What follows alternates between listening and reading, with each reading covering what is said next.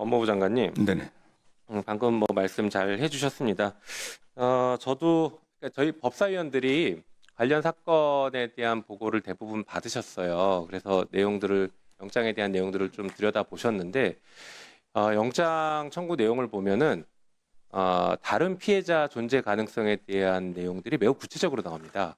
좀 전에 그 존경하는 김동원 의원도 말씀하셨고, 말씀 안 하신 부분 중에 그런 내용도 있어요. 누구를 소개해주면 소개비를 얼마를 주겠다까지 나옵니다.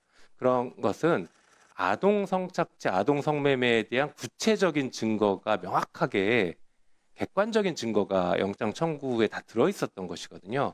그런데 그것을 그러니까 다른 피해자가 특정되지 않았다는 취지로 기각을 했단 말이에요. 그러니까 영장 청구와 기각이 불일치예요, 내용이. 실제 보니까 경찰에 한번 PPT 볼까요?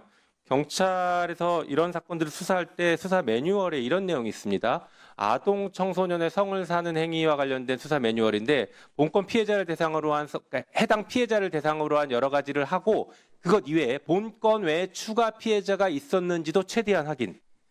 이게 기본입니다. 기본. 이게 기본 수사 방식이기 때문에 이 사건을 수사했던 수사관도 자기가 이런 관련된 사건을 굉장히 수년째 했는데 이런 방식의 별건이라고 하면서 영장을 기각한 걸 처음 봤답니다. 매우 이례적으로 기각한 것이에요. 그래서 장관님께서도 지금 아직 뭐 제대로 보고를 안 받으셨다고 말씀하셨으니까 오늘 저희한테 충분히 얘기 들으시고 언론 보도 보시고 돌아가셔서 보고 받으신 다음에 이 사건의 문제점에 대해서 명확하게 한번 인식을 해주실 필요가 있습니다. 네, 뭐 필요하다면 뭐 감찰도 해보고요. 어쨌든 이 관련해서는 어떤 네. 적정한 판단이었는지 제가 상세히 살펴보겠습니다. 그렇게 해주시면 좋겠습니다. 자, 그리고 또 중요한 게 있어요. 장관님 방금 말씀하신 것처럼 이게 증거가 빨리 그러면 압수영장 다시 신청해서 하면 되지 않겠냐라고 말씀하셨는데 압수수색의 필요성에 대해서도 장관님께서도 뭐 지금까지 상황 보면 인정하시는 것 같긴 합니다만 이게 휘발성 증거이지 않습니까? 통신사에서는 매일매일 증거가 없어져요. 보존기간 1년 때문에.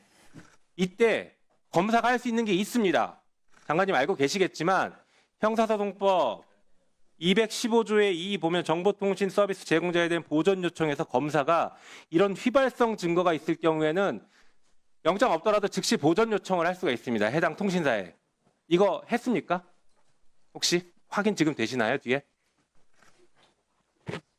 하지 않은 것 같습니다. 그러니까요. 장관님 만약에 영장을 기각하고 그런 사유가 뭐 검사의 판단이 백보양보해서 타당성이 있다고 하더라도 이런 여죄 수사는 이거 기본적으로 들어가야 되는 것이기 때문에 보존 조치부터 했어야 되는 거 아닐까. 그러면 검사가 진짜 피해자들을 위해서 권한을 최대한 행사하면서 이제 우리 국민들을 범죄로부터 보호하는구나라는 그런 생각을 조금이라도 할 수 있겠는데 이런 보존 조처 없이 증거가 하루하루 매일 없어지게 만들어 놓은 상태를 방기하고 있다는 것에 대해서 국민들이 분노하고 저 역시 분노하는 지점이 있는 것입니다. 그 부분 돌아가셔서 다시 이 부분도 네, 뭐 하여튼 뭐 보존 기간 조치 조치를 오늘이라도 할 수 있으면 좀 해주시기 바랍니다. 즉시 조치하도록 하겠습니다. 네.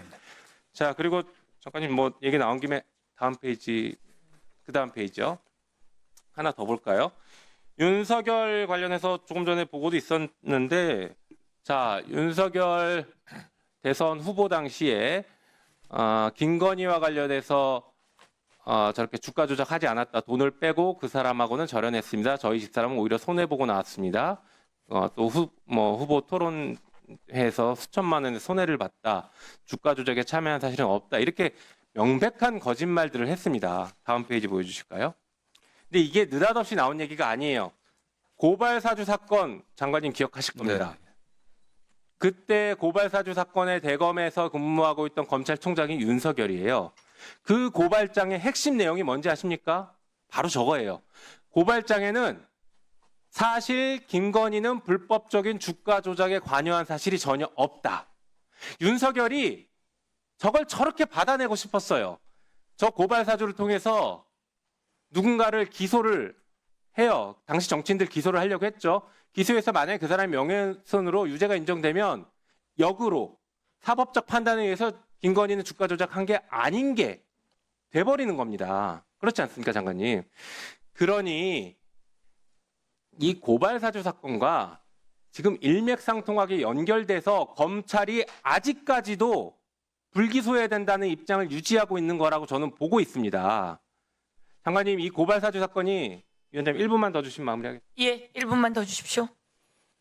고발 사주 사건이 안타깝게도 법원에 의해서 무죄가 되긴 했지만 무죄를 선고했던 항소심에서도 이 정황에 대해서 윤석열과 그다음에 김웅을 통해서 전달이 됐던 것에 대해서 강한 의심을 하고는 있어요. 예, 잘 알고 있습니다. 그렇죠. 그러면 검찰 내부에 이게 어떻게 됐는지를 한번 확인해 보셔야 됩니다. 오히려 이 사건을 폭로했던 조성은 씨에 대해서는 검찰이 엄청나게 예. 폭력적인 수사를 하고 조사를 하고 협박까지 했고 그게 아직까지도 지금 반성을 하지 않고 있는 이런 상황이 벌어지고 있는 상태에서 이것까지 마저 지금 또 불기소하겠다고 이러고 하고 있습니다. 이거 어느 국민이 납득하겠습니까? 마지막 페이지 보여주실까요?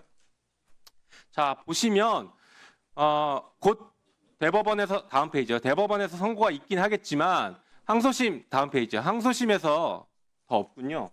네, 항소심에서 김건희에 대해서 유죄 인정해서 징역 4년 선고되지 않았습니까? 주가 조작 인정한 겁니다. 그런데 왜 검찰은 그것과 다른 판단을 하는 겁니까?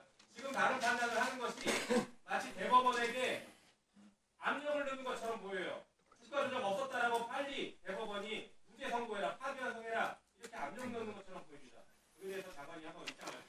예, 어쨌든 이게 뭐 최종적인 뭐 결정은 아닙니다. 일단 경찰과 검찰과의 그 협의 과정에서 일단 검찰의 의견을 낸 것 같은데 저도 요거에 대한 뭐 결론적인 뭐 보고만 받았을 때 이게 과연 이게 적절한 건지 어떤 저 개인적인 의견을 낸 바 있습니다. 다만 정경 의원님 말씀하신 것처럼 그 고발 사주 사건부터 저도 내막을 좀 어느 정도 알고 있지 않겠습니까? 그냥 지켜본 사람이기 때문에 윤석열 대통령이 그 불법적인 비상계엄을 일으킬 때 가장 큰 동기 중에 하나가 도이치모터 주가조사 김건희 특검 냈을 때 그게 드러나는 거, 그거에 대한 염려였다고 하는 그런 얘기도 있습니다. 그렇기 때문에 충분히 이 점에 관련해서는 일단 뭐 최종적인 건 아니지만은 어떤 이런 의견이 난 거에 대해서는 저도 좀 더 저희가 좀 면밀하게 봤어야 되지 않겠나는 이런 아쉬움이 있고요. 다만 이제 경찰과 협의 과정이 있기 때문에 또 최종적인 의견을 저희들이 밝히는 과정에 있어서 또 송치돼 오더라도 또 기소 여부를 결정해야 되지 않겠습니까? 보다 면밀히 보도록 하겠습니다. 네.